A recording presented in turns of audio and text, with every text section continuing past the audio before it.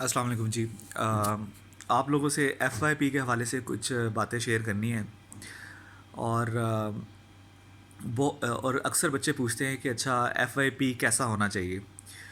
तो मैं सिर्फ अपने पॉइंट ऑफ व्यू से बता सकता हूँ कि मेरे हिसाब से एफ होना चाहिए।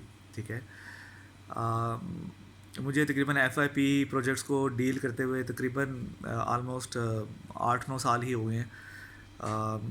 तो मैं अपने उस तजर्बे की बेस पे मैं आपको कुछ चीज़ें आपसे शेयर करता हूँ। देखें, पहले हम बात करते हैं जो जनरल अवाम है। ठीक है, जनरल अवाम से मुराद ये है कि जिनका टारगेट ये है कि उन्होंने एफआईपी करने के बाद, डिग्री करने के बाद उन्होंने सॉफ्टवेयर हाउस में जॉब करनी है। ठीक है, तो पहले हम उन लोगों के बारे में बात कर लेते हैं। तो वो लोग कैसे प्रोजेक्ट बनाएं। ठीक है, तो उन लोगों के लिए मेरा मशवरा ये है कि मशवरा नंबर 1 है ये। ठीक है, उन लोगों के लिए मशवरा ये है कि आप कोई भी प्रोजेक्ट ऐसा उठाएं जो कि आपकी डिग्री को कवर करता हो। इसका क्या मतलब है? इसका मतलब ये है कि आप लेट से वेब बेस्ड प्रोजेक्ट उठाएंगे मोस्ट प्रोबली। ठीक है, या आप मोबाइल बेस्ड उठाएंगे। मोबाइल बेस्ड भी प्रोजेक्ट उठाएंगे तो उसमें वेब का पोर्शन लाजमी आएगा वहाँ पे। ठीक है, तो जब आप वेब या मोबाइल का भी बनाएंगे तो उसमें आप लाजमी तौर पर डेटाबेस का भी इस्तेमाल करेंगे।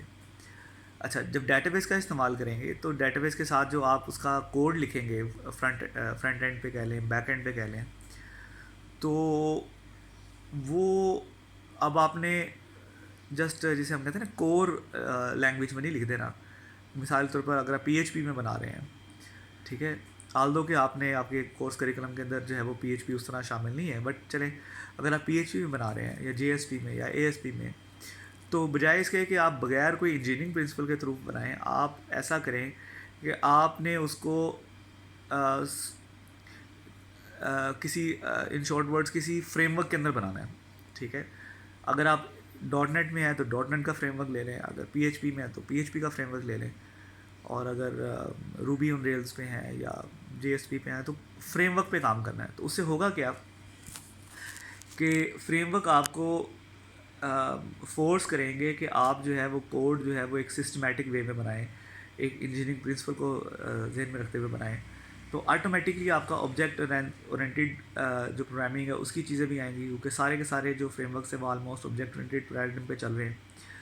आप जो है उसके अंदर डिज़ाइन पैटर्न्स आ रहे होंगे, object oriented analysis and design आ रहा होता है, उसमें डाटा स्ट्रक्चर्स का इस्तेमाल आ रहा होता है, उसमें सॉफ्टवेयर इंजीनियरिंग के प्रिंसिपल्स का इस्तेमाल आ रहा होता है। ठीक है, तो इस तरह की यानी कि आपके कोर्स के मेजॉरिटी चीज़ें जो हैं वो आपके कैपस्टोन प्रोजेक्ट के अंदर नज़र आनी चाहिए कि आपने डेटाबेस पढ़ी, डेटाबेस नज़र आ रहा है, आपने प्रोग्रामिंग पढ़ी, प्रोग्रामिंग का इस्तेमाल कर रहे हैं, आप ऊप पढ़ रहे हैं, आप डाटा स्ट्रक्चर पढ़ रहे हैं, आप सॉफ्टवेयर इंजीनियरिंग पढ़ रहे हैं। ठीक है, तो ये जितनी भी चीज़ें हैं ये सारी की सारी आपके फाइनल ईयर प्रोजेक्ट के अंदर नज़र आनी चाहिए। तो और इनफैक्ट कैपस्टोन प्रोजेक्ट का पर्पस भी यही होता है। अच्छा, तो होगा क्या इससे फ़ायदा? अच्छा, प्रोजेक्ट आप कोई भी ले सकते हैं। ठीक है, मैं अभी आता हूँ उसकी तरफ कि प्रोजेक्ट किस तरह का होना चाहिए इस डोमेन के अंदर रहते हुए।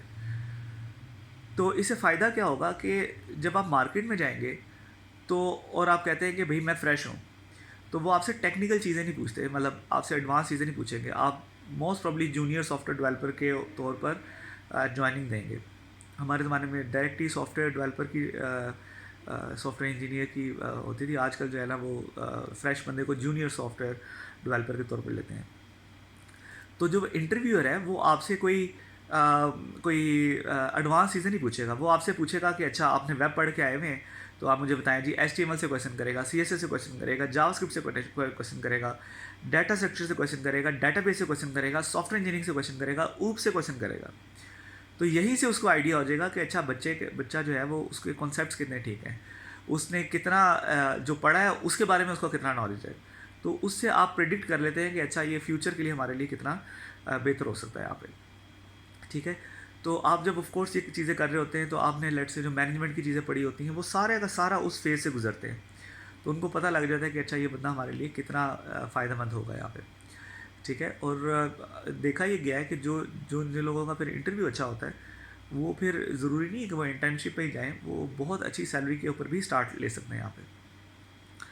और स्पेशली जब आप अ, अच्छा, अब हम आते हैं कि ये जो बच्चे हैं, अब ये जो प्रोजेक्ट चूज़ करेंगे, क्योंकि ये मार्केट बेस के लिए तैयार हो रहे हैं, तो मेरा मशवरा ये होगा कि जो मार्केट में सबसे ज़्यादा डोमेन है, देखिए मार्केट में तो लोगो डिज़ाइनिंग या फेसबुक के ऊपर सोशल मार्केटिंग का भी काफ़ी काम चल रहा है, लेकिन आपने जो जॉब करनी है, जो आपका टारगेट है, वो क्या है? वो टारगेट है, लेट्स से आप ज़्यादातर जो मार्केट है वो लैरावेल की आप देखें, आप रोजी डॉट पी के पे जाएँ, आप ये जॉब की जो साइट्स हैं उस पे जाएँ, वहाँ पे आपको नज़र आएगा कि अच्छा लैरावेल की डिमांड है। वहाँ पे आपको कहा जाएगा अच्छा रिएक्ट जेएस पे जो है वो डिमांड की जा रही है फ्रंट एंड के तौर पर। तो वहाँ पे आपको नज़र आएगा कि अच्छा मीन डेवलपर है, ठीक है, और भी इसके काफ़ी वेरिएंट्स हैं। उसके नोड जेएस के बाद तो आप देखें कि ज़्यादातर जॉब जो है वो किस पॉइंट ऑफ व्यू से, ये मैं ज़रूर बता रहा हूँ, ये सभी बच्चों के लिए नहीं है, मैं पहले बता दिया था कि ये मैं चीज़ें उन बच्चों के लिए बता रहा हूँ जिनका टारगेट जो है वो ये करने के बाद डायरेक्ट जॉब पे जाना है। और ये वो सारे वो बच्चे हैं कि अगर वो इस ट्रैक पे चलेंगे तो में से लिखवा लें कि साल के बाद ये 100+ सैलरी के ऊपर होंगे, ठीक है, जो कि मैं अभी ट्रेंड देख चुका हूँ। ऑलमोस्ट हर सॉफ्टवेयर हाउस में मेरे बच्चे हैं, तो मैं आपको ये श्योरिटी से बात बता रहा हूँ कि 1 साल के बाद आप 100+ पे होंगे अगर इस ट्रैक को आप फॉलो करेंगे, ठीक है। मार्केट का ट्रेंड चेंज होता रहता है, तो आज के ट्रेंड को अगर आप देखें तो रोजी डॉट पी के पे जाके देख सकते हैं कि ज़्यादातर जो है वो 70 to 80% जॉब्स जो है वो किस फील्ड से रिलेटेड आ रही है, तो आप उस पर काम कर सकते हैं, ठीक है। तो बजाय कि कोई नया एक्सपेरिमेंट करें, वही वाला काम करें जो कि जिसकी मार्केट में डिमांड है। अनफॉर्चुनेटली लैरावेल जो है वो आपके करिकुलम के अंदर नहीं है, या ये जो रिएक्ट जेएस है, ये जो एडवांस मोबाइल एप्लीकेशन डेवलपमेंट की जो चीज़ें हैं वो आपके कोर्स करिकुलम में नहीं है। That's an unfortunate case. तो या तो उसकी आप ख़ुद से ट्रेनिंग लें, ठीक है, और ट्रेनिंग लेने का यह सबसे आसान तरीका ये होता है कि आप जो है वो प्रोजेक्ट बनाते हैं, ठीक है। तो वो प्रोजेक्ट बनाएं, हर बच्चा जो है वो ग्रुप के अंदर जो है वो खुद उस पर मेहनत करे, तो वो प्रोजेक्ट बनाए और उसके बाद जो है वो सीख भी लेगा, और मार्केट में जब जाएगा तो मार्केट के इंटरव्यू के लिए भी वो रेडी हो जाएगा यहाँ पे। अच्छा, अब मैं आखिरी बात जो पोर्शन करने लगा हूँ इसका ये कि वो अब प्रोजेक्ट कौन सा उठाएं। अगर मैं अपना पर्सनल ओपिनियन दूँ ना, तो मेरे हिसाब से आप कोई भी प्रोजेक्ट उठा लें, ठीक है। ये ना कहें कि अच्छा मिसाल के तौर पर एग्ज़ाम सिस्टम है, मैं एक छोटी सी एग्जांपल देता हूँ। एग्ज़ाम सिस्टम है, तो वो अब बहुत सारे बच्चे ऊप के अंदर भी बना रहे होते हैं, बहुत सारे बच्चे डाटा स्ट्रक्चर में बना रहे होते हैं, और बहुत सारे बच्चे एफआईपी के अंदर भी बना रहे होते हैं। लेकिन हाल ये है कि अभी पंजाब यूनिवर्सिटी को कोरोना पेंडेमिक के हवाले से जब ज़रूरत पड़ी है कि उनको एक एग्ज़ाम सिस्टम चाहिए, तो उसके लिए उन्होंने टेंडर लॉन्च